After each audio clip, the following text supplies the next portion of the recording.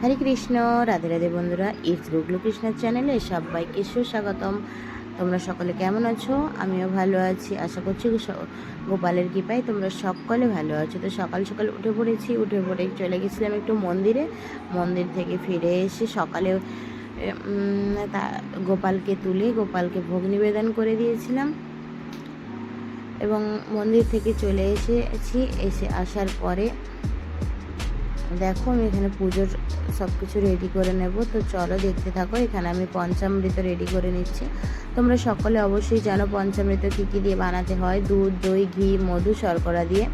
তো এই অক্ষয় তৃতীয়ার দিন থেকেই 21 দিন ব্যাপী চলে আমার চন্দন যাত্রা। সমস্ত ইস্কন মন্দির এবং মথুরা, বৃন্দাবন, শ্রীধাম, পুরী সমস্ত জায়গায় কৃষ্ণ মন্দিরে বা ইস্কন মন্দিরে কিন্তু ভগবানকে সুসজ্জিতভাবে এই চন্দনযাত্রা পালিত করা হয়। চন্দনযাত্রার বিস্তারিত আলোচনা আমার চ্যানেলে আছে, তোমরা চাইলে দেখে নিতে পারো। দেখো এখানে আমি প্রথমেই পঞ্চামৃত তৈরি করে বাবা ভোলানাথকে স্নান অভিষেক করে নিচ্ছি। তোমরা ফুল ভিডিওটি ওয়াচ করতে থাকো। ভিডিওটি ভালো লাগলে অবশ্যই লাইক, কমেন্ট, শেয়ার করবে। আর যারা আমার নতুন বন্ধু হচ্ছে চ্যানেলটা সাবস্ক্রাইব করে দেবে। এখানে আমি ভোলানাথের পূজা অভিষেক করে নিচ্ছি। তারপরে আমার গোপাল সোনার স্নান অভিষেক দিব। তো দেখতে থাকো।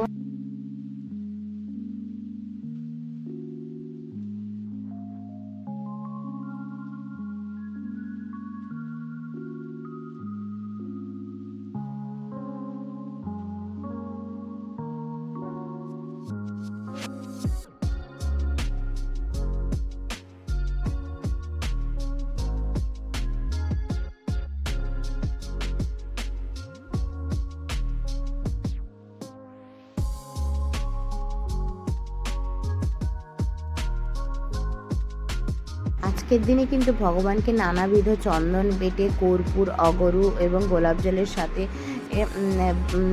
জাইফল গুঁড়ো এইসব মিশিয়েই কিন্তু ভগবানের চন্দন শ্রী অঙ্গে লেপন করা হয় ভগবানকে উষ্ণ আবহাওয়ার কারণে শীতলতা প্রদানের জন্য। তো আমি এখানে চন্দন রেডি করে নিয়েছি, তার মধ্যে কর্পূর দিয়ে দিয়েছি এবং একটু অগরু আর গোলাপ জল দিয়ে আমি একটা তুলসীর দল নিয়েছি। এবার তার পেছনের যে এই দাঁড়িটা দিয়ে আমি আমার গোপাল সোনাকে খুব সুন্দরভাবে পুরো হাতে, পায়ে, গলায়, মুখে, বুকে সব জায়গায় আমি খুব সুন্দর করে লাগিয়ে নেব।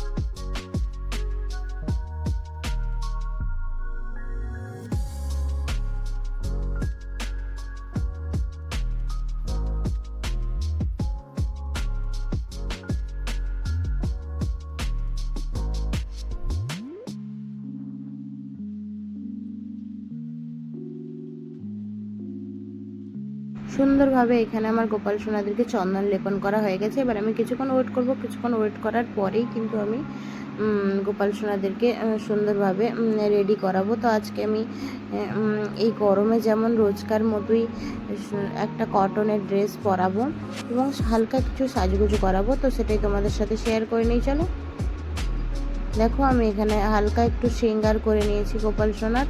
বেশি কিছু করাইনি কারণ প্রচুর পরিমাণে গরম। তো এবার আমি পুষ্প দিয়ে সুন্দর করে ফুল দিয়ে এবং তুলসী দল দিয়ে গোপাল সোনার কাছে নিবেদন করে দেব।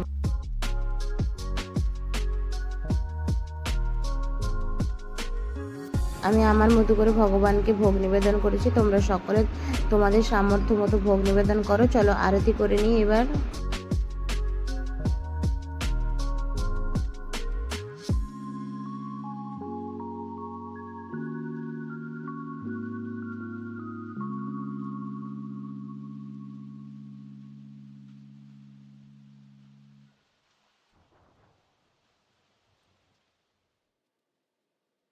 আর হ্যাঁ, ভগবানের উদ্দেশ্যে বা গোপাল সোনা, জগন্নাথ দেব, রাধা মাধব সকলেরই উদ্দেশ্যে একটা ঘৃত প্রদীপ অর্থাৎ ঘিয়ের প্রদীপ প্রজ্বলিত করো।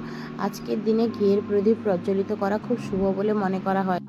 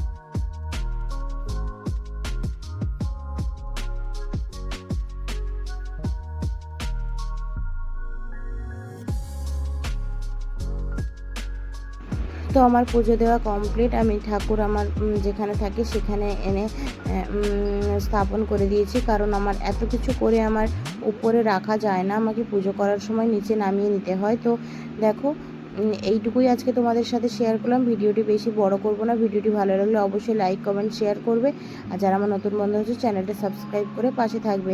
আর দুপুরের ভোগে আজকে আমি ভগবানকে নিবেদন করেছিলাম পনিরের তরকারি, লুচি এবং রসগোল্লা। তো রসগোল্লার রেসিপিটা অবশ্যই আমি আমার চ্যানেলে দিয়ে দেবো। তোমরা একাদশীর দিনে ভগবানকে এইরকম দুধের রসগোল্লা মিষ্টান্ন রান্না করে ভগবানকে নিবেদন করতে পারবে। তো এই ছিল আজকের ভিডিও। আর দুপুরে এবং রাত্রে সেবাটা তোমাদের সাথে শেয়ার করতে পারলাম না, কারণ ভিডিওটি অনেক বড় হয়ে যেত। তো আজকের মধ্যে রাধে রাধে, হরে কৃষ্ণ, বাই বাই বন্ধুরা।